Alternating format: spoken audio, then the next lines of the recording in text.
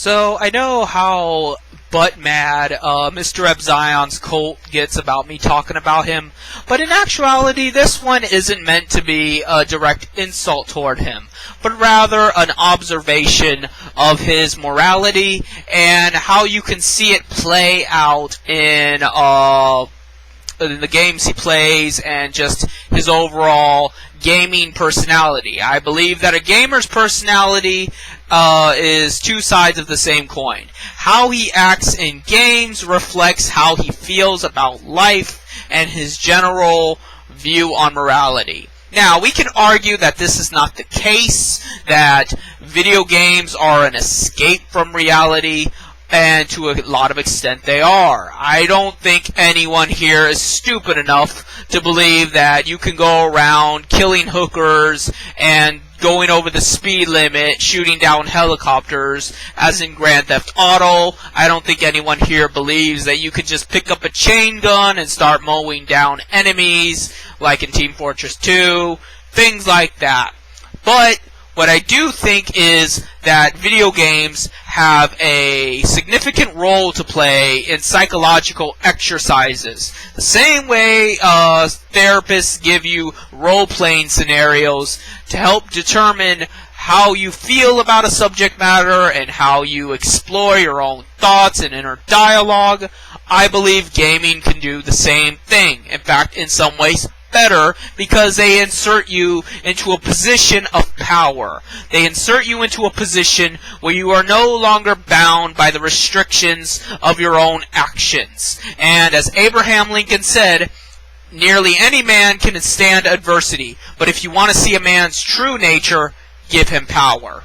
So, now that we understand that, Mr. Epzion, when he got Star Wars The Old Republic, which has an interesting take on the alignment system, and that you can either be for the Republic or for the Empire, but that does not necessarily mean you'll either be light side or dark side. You could be one or the other and still manage to be loyal to the Republic or to the Imperium. And Mr. Epzion has played a straight-up Sith warrior member of the Emperor. Like, he supports the Empire, and at the same time, he is dark side. I do not find that, ridiculous at all. I do not find that to be any surprise, given Mr. Epzion's personality. I could totally see him supporting fascism, even if he had Jedi mind powers and shit. In fact, all the more so. Whereas, when I thought about getting this game before its release, and I saw that it was just an MMO circle jerk, which, by the way, I don't think the game would necessarily be bad, even if it wasn't an MMO. As I said a while back when it was first came out, it looked like it was going to be a decent game, and I still stand by that. I still think BioWare makes good games, I'm not going to lie, and this is no exception. I mean, it's nowhere near as good as the old Star Wars Knights of the Old Republics used to be, and they have just deteriorated over time, but it looks like it would be a good single-player game, and just being able to play with your friends and battle each other and complete missions together and shit just adds upon that. And while that is an enhancement, it's definitely not worth paying whatever fucking subscription fee they have planned. Now, I know for Mr. Rich-ass Mr. Epzion that leeches off his parents, that's nothing. But for guys like me that actually have to worry about where our money is going at all times because we only have so much to work with, it's something to consider. I don't have the money to just piss away playing a subscription-based game.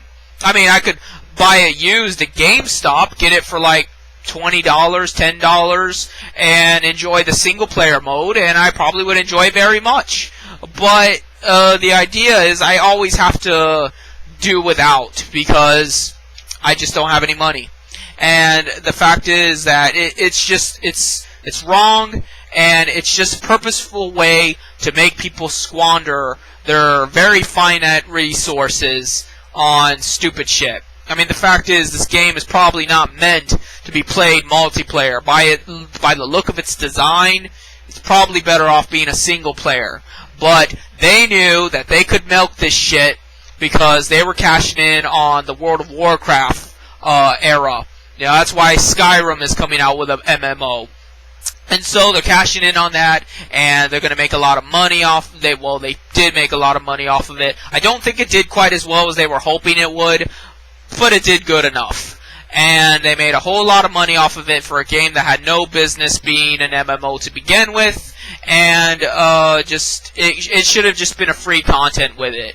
The fact that you could play it and then play a multiplayer without some kind of subscription-based fee, because the multiplayer is not good enough to be on its own. It's not like 2 games in one. It's just one game that happens to have multiplayer capabilities. And that's the problem with Mass Effect and things like that. It's meant to be a single player, and just because they add in the possibility of multiplayer, they want to act like that's a reason to charge all this extra exorbitant amount of money. And we're not fucking made of money. Everyone's complaining about lack of jobs and how, you know, pay's not all that good and gas is... Let's put it this way. If you're gonna bitch about how gas is too high, food is too high, electricity is too high, then why the fuck are you pissing away all this money on video games? Why the fuck is it okay to waste $60 for a game on initial release and then whatever amount per month they charge in subscription fees, but then you're going to complain about gas and food and shit that actually has a reason to be expensive, whether or not it's moral, whether or not it could be reduced if, you know, things were just different. The fact is, at least it makes sense. Video games do not make sense to be at the exorbitant prices that they are. But I'm getting off topic here. What I basically wanted to amount this video to was the fact that mrrepzion is officially a Sith warrior, member of the imperium, and on the dark side. And that is not surprising.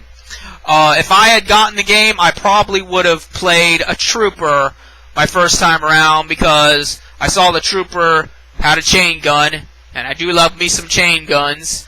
And I think that the old Republic stormtroopers have a pretty nice look to them. I like that armor. I like that feel. And I don't know if I would have gone light side or dark side. I guess I would have seen how that played out in game, because I can be a dick, I know that, but I'm also a very giving dick. And I care about people, care about my environment, care about the future of people in general. So let this be a lesson to you all out there.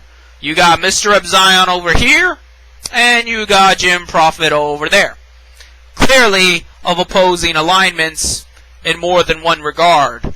And knowing that, it's not so simple anymore as to say that, oh, Jim Prophet's just a meanie, Jim Prophet just hates everybody, and blah, blah, pfft.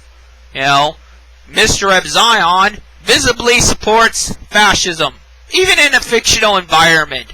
Regardless, even if you look at his videos, he supports realistic fascism, whereas Jim Prophet supports equality. Jim Prophet supports egalitarianism. Jim Prophet supports justice. Jim Prophet supports, well treatment of all individuals. Jim Prophet sides with people that are not able to defend themselves because they get gang attacked, like Fematheist, who does not deserve the mistreatment she has received, but yet has had to endure it anyway. What a coincidence! mrrepzion doesn't like Fematheist, and that's why everyone's going after her. And that happens with everything. I can just come out right out and say that mrrepzion is the Emperor. He is Darth Sidious. He is Palpatine. Whatever the Emperor was of that particular generation of Star Wars. He's the big bad villain. And I'm exposing him for it. Maybe he's not really the big bad villain. I don't think he's quite competent enough for that. But surely he's at least mid-level boss villain. So, I guess that's it.